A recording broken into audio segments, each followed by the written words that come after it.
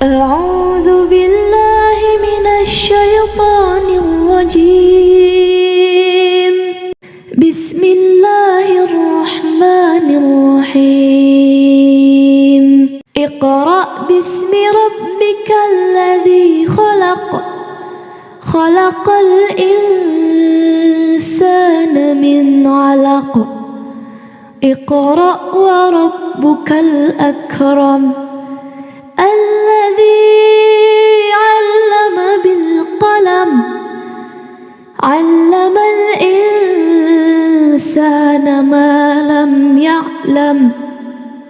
Masuk Islam setelah menganggap wanita Jepang gila. Perjalanan hidup seorang wanita di Jepang membuka pintu bagi keragaman dan memperkaya pemahaman agamanya.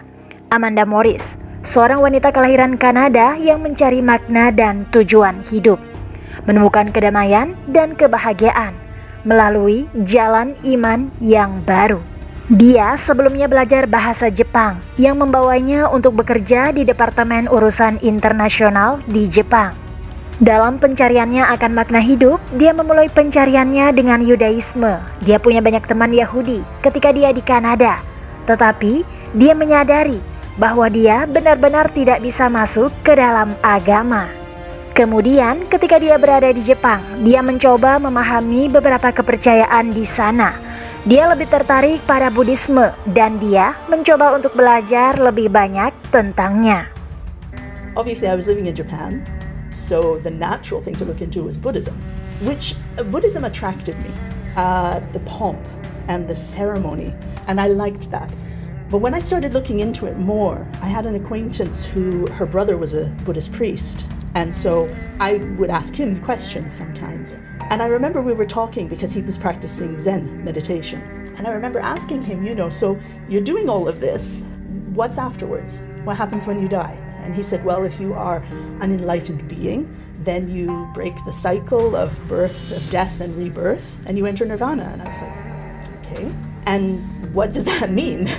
What does it mean to be enlightened? And he said, well, it just means that you have realized the truth. And I was like, okay, and what is the truth? And he couldn't tell me. And I was thinking, you're a priest, and you can't tell me. And then I said, okay, but who decides what is enlightenment? Who decides who gets to break this cycle? Who's holding the keys, basically? And he said, there's nobody. Menemukan pertanyaannya tidak terjawab, dia mulai meragukan keyakinan Buddha dan meninggalkannya. Amanda dulunya adalah seorang Kristen, tetapi keluarganya tidak benar-benar mempraktekkan iman mereka dalam kehidupan sehari-hari. Ini membuatnya tumbuh sebagai seorang Kristen yang kurang taat, merasa terasing dari hubungannya dengan Tuhan. Namun semuanya berubah ketika di Jepang.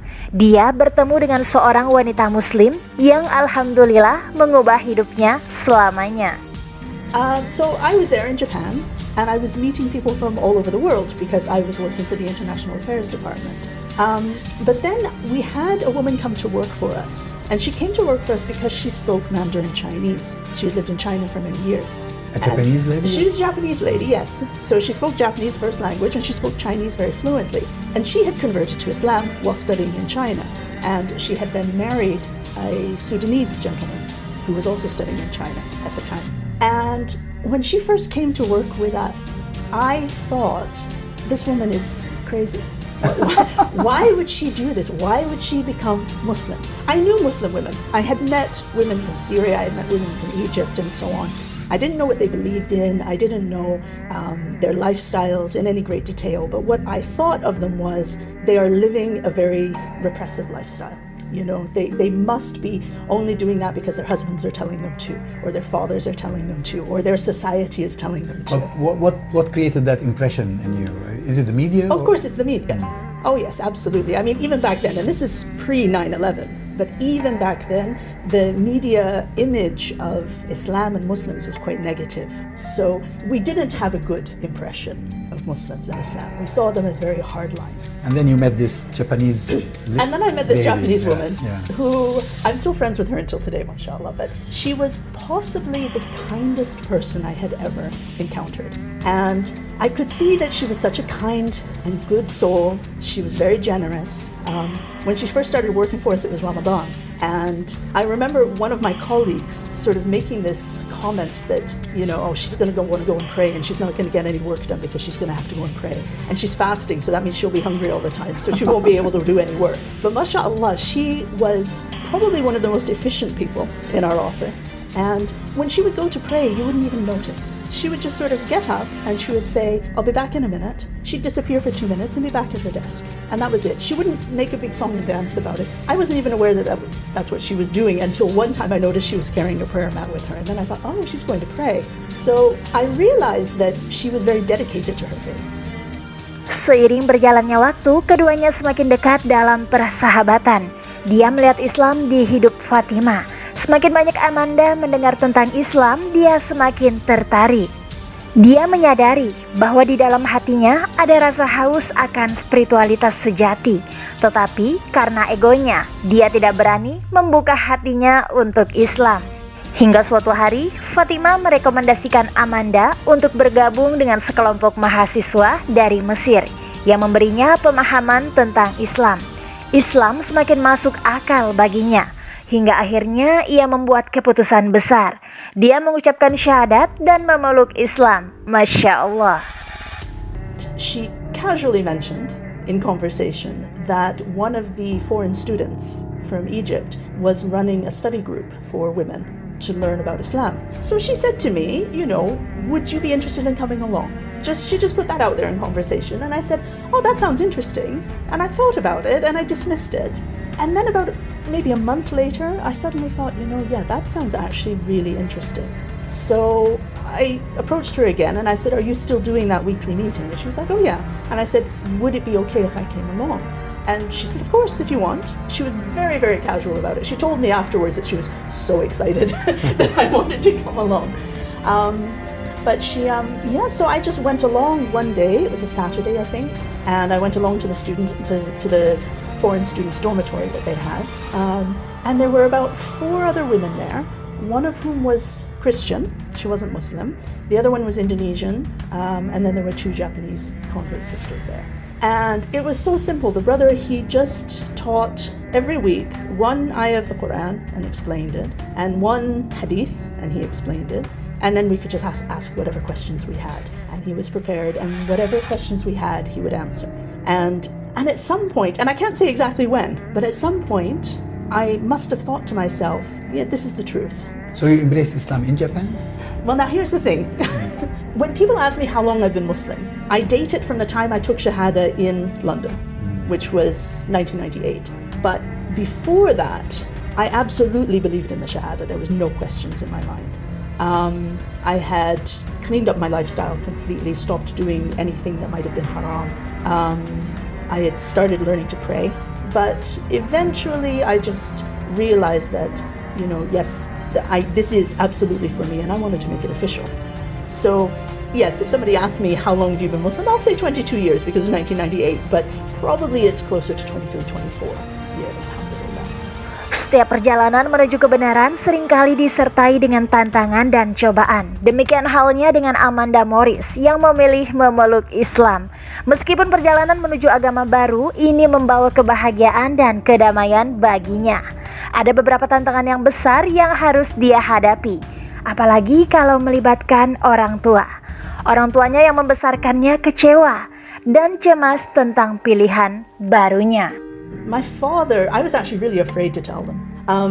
I had taken my parents to an open day at East London Mosque before I took the Shahada as sort of a way of easing them into the idea that these people are not terrorists, it's okay. So, because of course that was their impression. So I think my mom had an idea that I was looking into this. And she felt it. She felt it, and she would make a couple comments. She would say things like, you're not going to become Muslim, are you?